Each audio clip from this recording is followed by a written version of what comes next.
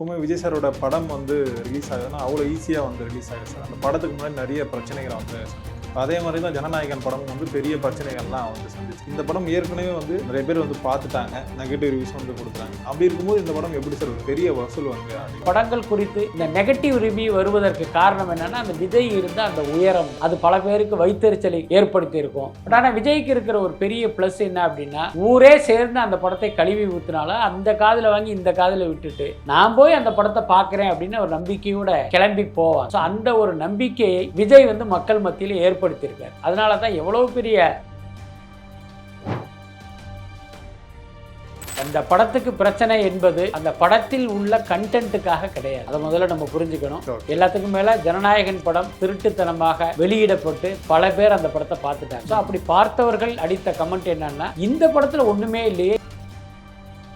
இப்போ விஜயை பொறுத்த வரைக்கும் பார்த்தீங்கன்னா, தேர்தலில் நின்று வெற்றி அடைந்து இன்னைக்கு முதலமைச்சராகவும் ஆயிட்டாரு. நீங்க யோசிச்சு பாருங்க, விஜய் சென்ற இடமெல்லாம் இந்த ஜனநாயகன் குறித்த ஒரு பேசியிருந்தா அது இன்னும் ஒரு பெரிய இம்பாக்ட் ஆகியிருக்கும். அந்த 108ங்கிறது 128 கூட வெற்றியை கிடைப்பதற்கு வாய்ப்பாக அமைஞ்சிரும். ஆனால் விஜய் அவர்களை பொறுத்த வரைக்கும் இந்த விஷயத்தை வந்து அவர் விஜய் அவர்களோட அந்த வெற்றியை வந்து அவருடைய தொண்டர்களாக இருக்கட்டும், மக்களும் சரி பயங்கரமாக வந்து செலிப்ரேட் பண்ணாங்க சார். ஆனால் அந்த தியேட்டர் ஓனர்ஸ் இருக்காங்களே, அந்த டிஸ்ட்ரிபியூட்டர்ஸ்லாம் வந்து விஜய் சார் இதுக்கப்புறம் நடிக்காமல் இருக்கிறது வந்து எங்களுக்கு பெரிய ஒரு வருத்தத்தை கொடுக்குதுன்னு வந்து சொல்கிறாங்க சார். இல்லை, அது உண்மைதான், சரியான வாதம். ஆமாம், அதில் எந்த மாற்றமே இல்லை. இன்னும் சொல்ல போனால் திரையரங்கு அதிபர்களுடைய அட்சய பாத்திரம் வந்து விஜய் படங்கள். விஜயினுடைய கடந்த 10 வருடங்களாக அவர் நடிக்கிற எல்லா படங்களுக்கும் நெகட்டிவ் விமர்சனம் தான் அதிகமாக வரும். ஆனாலும் அந்த படம் பார்த்தீங்கன்னா கலெக்ஷனில் வந்து ஒரு பெரிய பெஞ்ச் மார்க்கே கிரியேட் பண்ணும். அதோட அர்த்தம் என்னன்னு, நீ என்ன வேணாலும் சொல்லிட்டு போ, நாங்க வந்து அந்த படத்தை ஒரு தடவை பார்த்துருவோம் அப்படின்னு அப்படி குடும்பமா நஷ்டத்துல தான் வந்து ரிலீஸ் ஆகுதுன்னு வந்து சொல்றாங்க. இதுக்காக தான் விஜய் சார் வந்து ஒரு படம் நடிச்சு கொடுக்கறதா அந்த செய்திகள்லாம் நம்ம கேள்விப்படும். இப்போ வந்து சிஎம் ஆகிட்டார் தமிழ்நாட்டுக்கு, இதுக்கப்புறம் படம் நடிக்கிறதுக்கான அந்த வாய்ப்புகள் வந்து இருக்கா? விஜய் வெறும் எம்எல்ஏவாக மட்டும் இருந்திருந்தால் இப்போ நீங்க சொல்ற மாதிரி கண்டிப்பாக அவர் மீண்டும் சினிமாவுக்கு வந்திருப்பார். அதுல மாற்றமே நான் அதை ரொம்ப உறுதியா நம்புறேன். ரொம்ப வெளிப்படையா சொல்லணும்னா, இப்ப கேவிஎன் ஜனநாயகனை தயாரித்த தயாரிப்பாளருக்கு ஏற்பட்ட நஷ்டத்துக்காக அதை ஈடுகட்டுவதற்காக ஒரு படம் கூட அவர் நடித்து கொடுப்பதற்கெல்லாம் வாய்ப்பு. இப்போ வரைக்குமே விஜய் சார் தான் வந்து பாக்ஸ் ஆஃபீஸ் கிங்னு வந்து சொல்றாங்க. ஒரு பக்கம் வந்து ஃபேக் கலெக்ஷன்ல கொடுக்குறதுலும் விஜய் சார் தான் கிங்னு வந்து சொல்றாங்க. இந்த விஷயத்தை நீங்க எப்படி சார் பாக்குறீங்க? அதாவது விஜய் படத்தை பொறுத்த வரைக்கும் ஃபேக் கலெக்ஷன்ங்கிறத நான் ஒத்துக்க மாட்டேன். உங்களுக்கு தெரியும், விநியோகஸ்தர், மீடியேட்டர், தியேட்டருக்காரங்க, வேற ப்ரொடியூசர், இந்த மாதிரி பல இடங்கள்ல திரட்டும் போது பாத்தீங்கன்னா இந்த நம்பர் அப்படிங்கிறது அப்படி ஏறக்குறைய ஒன்னா இருக்கும். அதனால இந்த நம்பர்கள் எல்லாமே போலியானதோ மிகைப்படுத்தப்பட்டதோ கிடையாது. விஜயினுடைய வசூல் அப்படிங்கிறது ரொம்ப ரொம்ப உண்மையானது. திரையரங்க அதிபர்கள் பார்த்தீங்கன்னா, அந்த விஜய் படத்தை வெளியிட்டு அந்த லாபத்திலேயே ஒரு புது தியேட்டருக்கான ஒரு இன்வெஸ்ட்மெண்ட்டை துவக்குவாங்க. ஒரு இடம் வாங்குறது, ஒரு தியேட்டர் லீஸுக்கு எடுக்கிறது. ஸோ அந்த அளவுக்கு அவங்களுக்கு வந்து ஒரு பெரிய வருமானத்தை கொடுத்தது விஜய் படங்கள் தான். இன்னைக்கு அவர் சினிமா விட்டு வந்து அரசியலுக்கு போனதுங்கிறது அவங்களுக்கு ஒரு பெரிய இழப்பு தானே. அதே நேரம் விஜயினுடைய இடத்தை எதிர்கால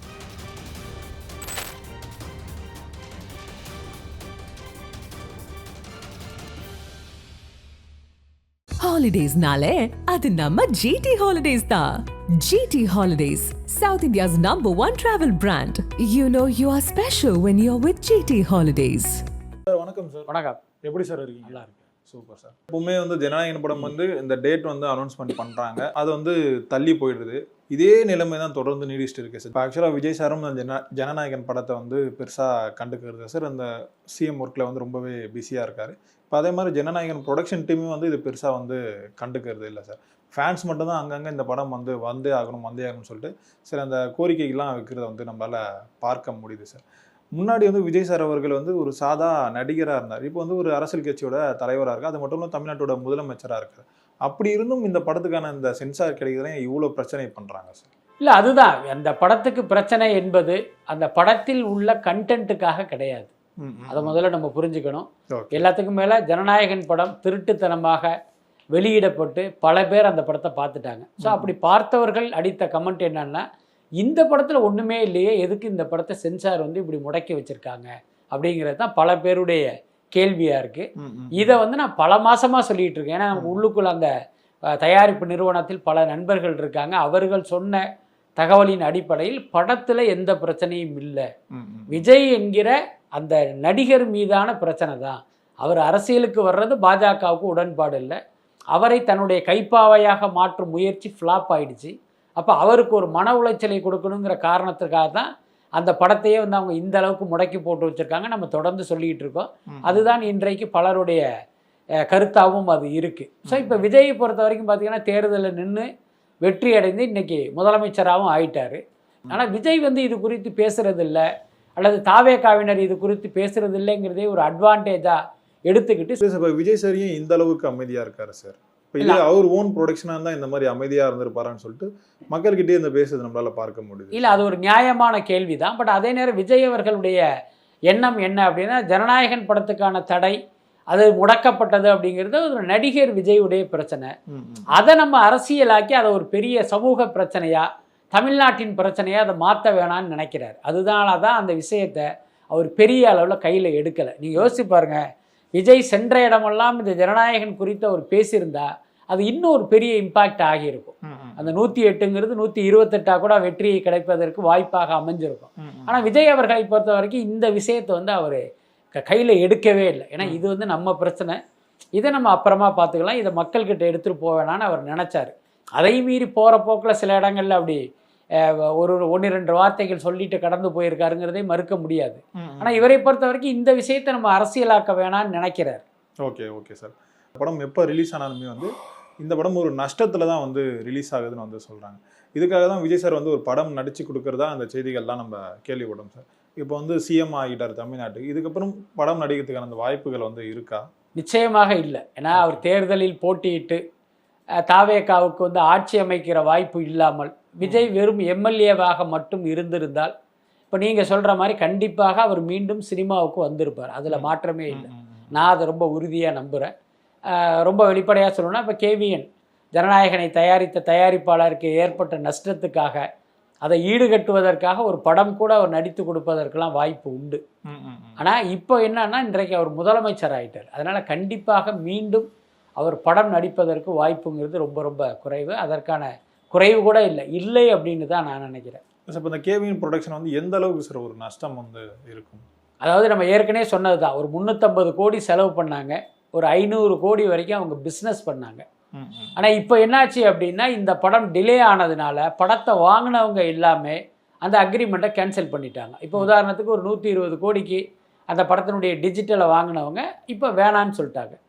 இப்போ படம் டிலே ஆகிடுச்சு, படம் கண்டென்ட்டு வெளியாகிடுச்சு. இப்போ அதே 120 கோடி கிடைக்குமானா கிடைக்காது. அப்போ என்னன்னா, நான் ஒரு 50 கோடி தர்றேன்பாங்க. இப்போ இதில் ஒரு 70 கோடி நஷ்டம். தியேட்டர்கள் பார்த்தீங்கன்னா தமிழ்நாடை பொறுத்த வரைக்கும் ஒரு 108 கோடி 103 கோடிக்கு வாங்கினாங்க. இப்போ அவங்கெல்லாம் என்ன பண்ணுறாங்க, இல்லைங்க எங்களுக்கு அவ்வளவுக்கு வேணான்றாங்க. இப்போ அதில் ஒரு 50 கோடி நஷ்டமாகும். இப்படி பார்த்தீங்கன்னா ஒரு 200 கோடி இவங்களுக்கு நிச்சயமாக நஷ்டம் ஏற்படும்.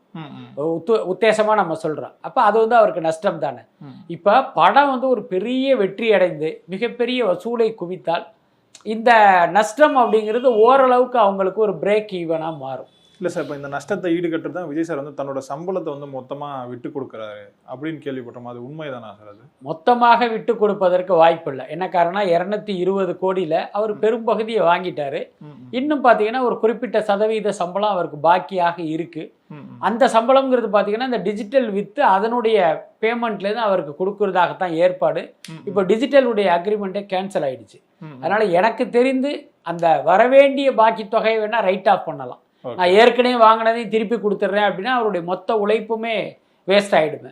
எனக்கு தெரிஞ்சு அப்படி செய்வதற்கு வாய்ப்பு இல்லை. இப்போ விஜய் அவர்களோட அந்த வெற்றியை வந்து அவருடைய தொண்டர்களாக இருக்கட்டும் மக்களும் சரி பயங்கரமாக வந்து செலிப்ரேட் பண்ணாங்க சார்.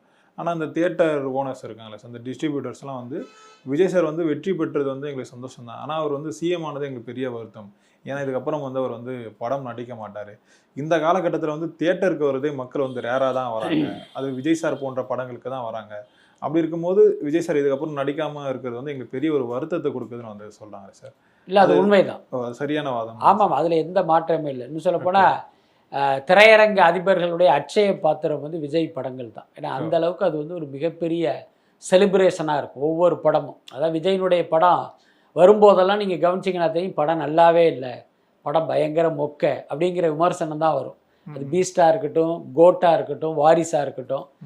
விஜயினுடைய கடந்த 10 வருடங்களாக அவர் நடிக்கிற எல்லா படங்களுக்கும் நெகட்டிவ் விமர்சனம் தான் அதிகமாக வரும். ஆனாலும் அந்த படம் பார்த்தீங்கன்னா கலெக்ஷனில் வந்து ஒரு பெரிய பெஞ்ச் மார்க்கே கிரியேட் பண்ணும். அதோட அர்த்தம் என்னன்னு, நீ என்ன வேணாலும் சொல்லிட்டு போ, நாங்கள் வந்து அந்த படத்தை ஒரு தடவை பார்த்துருவோம் அப்படின்னு அப்படி குடும்பமாக அவருடைய படத்தை வந்து பார்க்க வருவாங்க. ஸோ அப்படித்தான் விஜய் படங்கள்ங்கிறதே ஒரு பாக்ஸ் ஆஃபீஸுக்குள்ள ஒரு பெரிய நம்பரை வந்து கிரியேட் பண்ணும், ஒரு மேஜிக்கை வந்து கிரியேட் பண்ணும். அது திரையரங்க அதிபர்களுக்கு வந்து ஒரு பெரிய வரப்பிரசாதம். சில திரையரங்க அதிபர்கள் பார்த்தீங்கன்னா அந்த விஜய் படத்தை வெளியிட்டு அந்த லாபத்திலேயே ஒரு புது தியேட்டருக்கான ஒரு இன்வெஸ்ட்மெண்ட்டை துவக்குவாங்க. ஒரு இடம் வாங்குறது, ஒரு தியேட்டர் லீஸுக்கு எடுக்கிறது. ஸோ அந்த அளவுக்கு அவங்களுக்கு வந்து ஒரு பெரிய வருமானத்தை கொடுத்தது விஜய் படங்கள் தான்.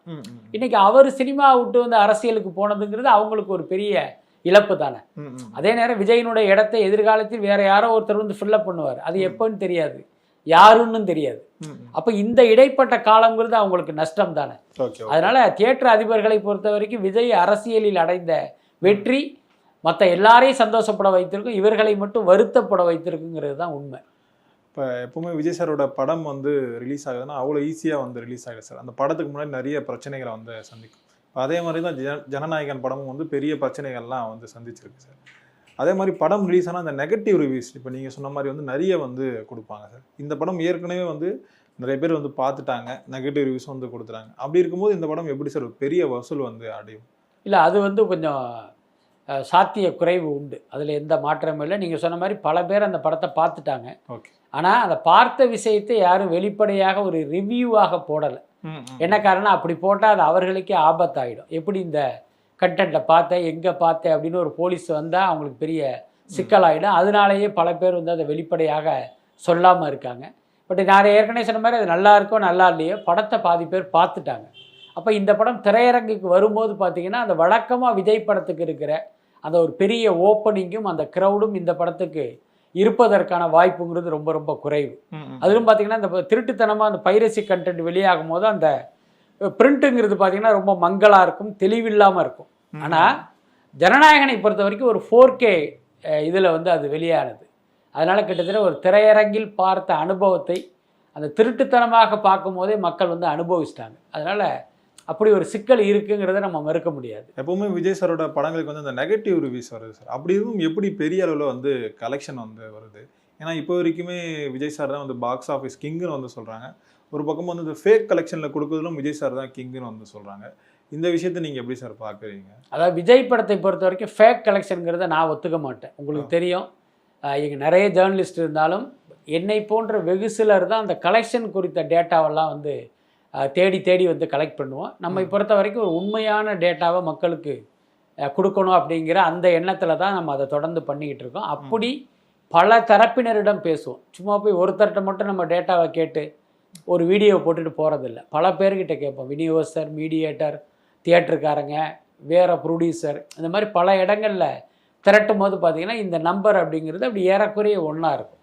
அதனால் இந்த நம்பர்கள் எல்லாமே போலியானதோ மிகைப்படுத்தப்பட்டதோ கிடையாது. விஜயினுடைய வசூல் அப்படிங்கிறது ரொம்ப ரொம்ப உண்மையானது, அதில் எந்த மாற்றமே இல்லை. அதுக்கடுத்து அவர் படங்கள் குறித்து இந்த நெகட்டிவ் ரிவ்யூ வருவதற்கு காரணம் என்னென்னா அந்த விஜய் இருந்த அந்த உயரம் தான். அது பல பேருக்கு வைத்தறிச்சலை ஏற்படுத்தியிருக்கும். அதுக்கப்புறம் பல நடிகர்களுடைய ரசிகர்களும் இங்கே இருக்காங்க. அவர்களுக்கு விஜயினுடைய வெற்றிங்கிறது ஒரு என்ன சொல்கிறது, ஒரு காழ்ப்புணர்ச்சியை உண்டாக்குகிற ஒரு வெற்றியாக மாறிடுறதுனால அவர்கள் எல்லாமே சேர்ந்து கூட அந்த நெகட்டிவான ஒரு பிரச்சாரத்தை வந்து முன்னெடுப்பாங்க.